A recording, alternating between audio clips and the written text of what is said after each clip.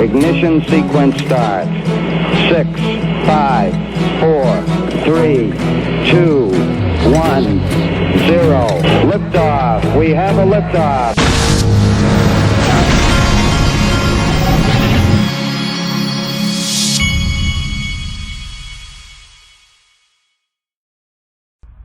Hey everybody, this is the Digital Asset Investor, and it turns out there's a bombshell that came out of DC FinTech Week.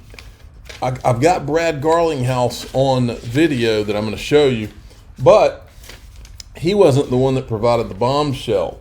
Ironically, it was Caitlin Long, and I'm going to play that for you here in a second. Wait till you see this.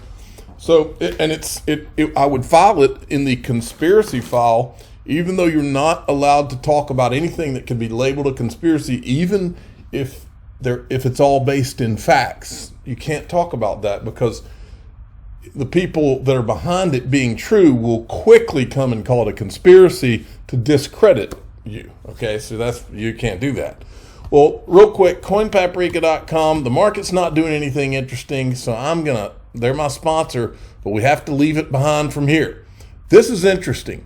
Breaking, U.S. Congressman introduces gold standard bill as inflation spirals out of control. The bill calls for repegging of the Federal Reserve note to gold in order to address runaway federal debt, monetary system instability, and inflation. Now, if we had a Congress that were just a bunch of common sense, good people that cared about their country, this would go right on through. Wouldn't even have to think about it.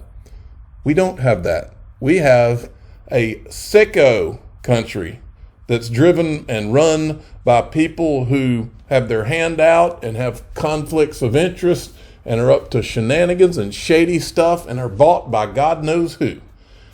So, unfortunately, this common sense will never pass, I'm assuming. But gold is security. This is why Glint is one of my sponsors. This is why I buy gold in my Glint account so that I can use my MasterCard debit card to make purchases with grams of gold. This is why the link's in the top of the description of this video. This is why you can click on it and tell them DAI sent you. Okay, there you go. Cindy Young, today marks an exciting day for Ripple in Europe as we announce our new on-demand liquidity partnerships with Lemonway in France and Zbot in Sweden. So interesting stuff there. More partnerships. They keep on going. Now, I wanted to make you aware that the digital asset investor who has never condoned harassing anyone, including Charles Hoskinson, and has never harassed Charles Hoskinson. I've called him out on things I disagreed with. I've pointed out facts, and there's not a thing that he can say to get around the facts because none of the facts, including from him, are in dispute. You can label things conspiracy. You can say that's a conspiracy, that's a grand conspiracy. But unless you can point at the timeline and the video and the facts and the things they've said themselves that we're wrong about, I don't want to hear it. I don't want to hear about how all this is just made up. No. Anytime anybody, I had it posted in my timeline, anytime anybody involved in ETHGate or not involved in ETHGate says that they can come on my channel and we can go through the timeline and they're going to tell me, they're going to point at the things that are conspiracy, they're welcome. I'd like to hear it. I mean, there's a reason that the facts are not in dispute, folks, because the facts are not in dispute. They can't dispute them because they're facts. All right, but Charles Hoskinson. I've always been a huge fan of his. I'm an ADA holder, and so he blocked me because one thing I did this morning, I took the video where he in his own words, he said that basically all the stuff, the conspiracy stuff, he had been asked a specific question to address those specific things. And he said that Joe Lubin and ETHGate and a conspiracy in the entire SEC. Nobody's ever said that here. I mean, he said those things. And so all I did is I put the video of what he said was said in the Thinking Crypto video in front of what was actually said. And it's complete nonsense. And he knows it. He's not dumb. I question why in the world he's why he's acting like this. Personally, I question what's really going on. Just by pure coincidence, Charles Hoskinson was at FinTech Week 2020, DC FinTech Week. He's right there. Guess who else was there? Brad Garlinghouse. But first, before I get to Brad Garlinghouse, I want to show you something. BNY Mellon, world's largest custodian bank. BNY Mellon launches crypto custody. Isn't that the same bank that had major executives from BNY Mellon that were behind PolySign? Isn't that right? I think it is. This is all coincidence, folks. But watch what Caitlin Long says. And it gets to the question of whether crypto truly is risky within the traditional banking system and the connectivity, because there was a major announcement this morning, which is that Bank of New York Mellon, which is, I believe, the largest bank in the United States by assets, has officially now entered Bitcoin custody. And the interesting question that is raised by that is that they are a bank holding company that is regulated by supervised by the Federal Reserve. My company, as you know, has a lawsuit against the Federal Reserve, and I am about to make some news. You will see a filing from my company in that lawsuit pertaining to the announcement this morning, because the Federal Reserve filed filings last week talking about the risk to the financial system from crypto. And then today, a Federal Reserve supervised bank holding company enters crypto. We've been waiting for 2.5 years to do that. And look what the Fed actually said last week versus what it did today. Look how quiet they get. Well, yeah. You know what Caitlin Long just did, folks? Breaking news, a new conspiracy theory. But because she's in the DC club, nobody will highlight it as such. And she just stated the facts around her conspiracy, but it won't be labeled a conspiracy because she's Caitlin Long and she's in the attorney lawyer club in DC up there, apparently, because she invites them on stage. Do you see DC FinTech invite John Deaton on stage? No, you do not. So he's a conspiracy theorist. It almost looks like Charles Hoskinson wants to be in the club and got invited to the party. That's what it almost feels like, if I didn't know better. Here's Brad Garlinghouse on the same stage. All right. Well, we have a limited amount of time here, so I'll go ahead and just get us started. I think we'll start with an update on where Ripple is with its lawsuit with the SEC, that little known lawsuit.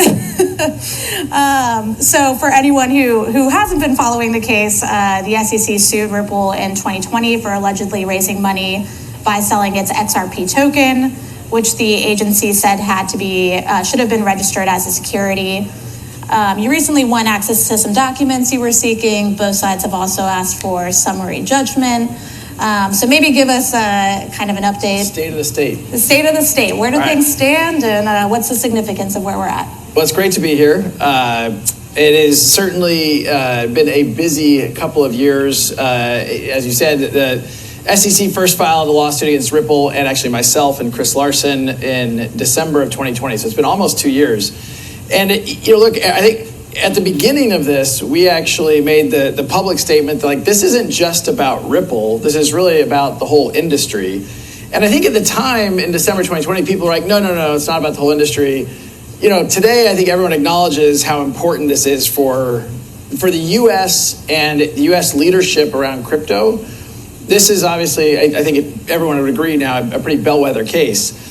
Where the case stands now is both sides, the SEC and Ripple, have filed motions for summary judgment, which basically means, hey, we don't think we need a trial. This isn't a question about the facts, it's a question about the law. We think the law is very clear, and the judge, those will be fully briefed and in front of the judge by mid-November, and then the judge will take as much time as the judge wants to take to make that decision.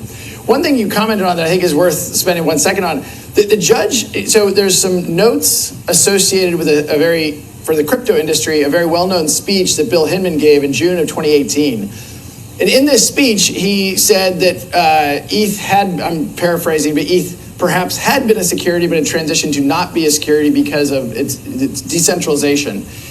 And, that's not actually what the law says. What the law says, there's no mention in the Howey test about decentralization, but that speech was really, really important. And the judge now, over the last 18 months, has ordered the SEC to turn over the notes associated with that speech 6 times. So the recent discovery ruling that went our way is just the 6th time. And the only reason I mention that is because, the SEC obviously celebrates disclosure. It celebrates transparency. Like, why can't we do the work as the SEC and as a federal government to actually define and provide clear rules of the road? And if we had those, I think everyone would actually, the industry in the U.S. could thrive, much more easily than what we're dealing with now.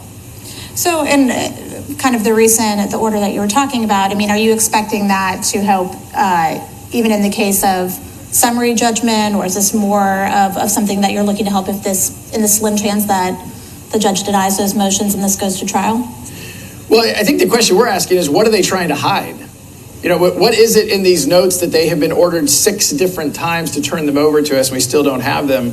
Each time they've, filed appeals or, new derivations of attorney-client privilege. And, so for me, as much as anything, it's what is in these notes that they are so committed to not sharing with the world? And look, I think most people who look at this situation, I have no idea. I can't wait. I hope we get to see them. We'll find out. I hope. But, if you step back and just think about this from the big picture, at the time, XRP, and people forget this, but at the beginning of 2018, before that speech, XRP was the 2nd most valuable digital asset after Bitcoin. And then the SEC kind of anointed ETH. And ETH obviously has benefited from that. And then not too much longer, another year and a half later, the SEC filed a lawsuit against Ripple asserting that XRP is a security. And the nuances and the distinctions between, is something adequately decentralized to make it not a security, which again isn't what the law says. And again, I'll digress and maybe pontificate for 1 second. I think we all have to remember the SEC only has the power that Congress gives it by statute. Right? They don't just get to go and take power. Congress gives them that power. And in this case, it's the 1933 Securities Act that says, here you have to have an investment contract. And then eventually there was something called the Howey test, which we can talk about if it's, in the weeds, but interesting. There's 3 more parts to that. If you want to watch those, they're in my Twitter feed. I added all 4 parts. And then there was this. The SEC is investigating Yuga Labs, the creator of the popular Bored Ape Yacht Club collection of NFTs, over whether sales of its digital assets violate federal law. Folks, NFTs are going to be like ICOs to this SEC. Anybody who's out there talking about NFTs, watch out. John Deaton's been warning that they're coming for everybody for a long time. Nobody listened. Just in, U.S. Treasury fines crypto exchange Bittrex $53 million for violating federal sanctions. Don't know much about that. Here's one of my sponsors, Scott Lynn, Masterworks.io. Link will be in the top of the description. Contemporary art historically returns 23.2% each year on average, when inflation is at least 3%, like it is right now. I founded Masterworks to make it possible for everyone to invest in the blue chip art with works by artists like Picasso. This Picasso is worth $20 million. They've broken it down into shares of $20 each. Pretty cool. Link will be up there in the top of the description if you want to check it out. I'm the digital asset investor. I'm not an investment advisor. This is for entertainment purposes only. Please subscribe, hit the like button, and tell your friends and family that Caitlin Long has just breaking conspiracy news. She's got a brand new conspiracy for you. But it won't be called that because she's in the club. So nobody will call it a grand conspiracy or anything like that because everybody wants to be in the club. Thanks for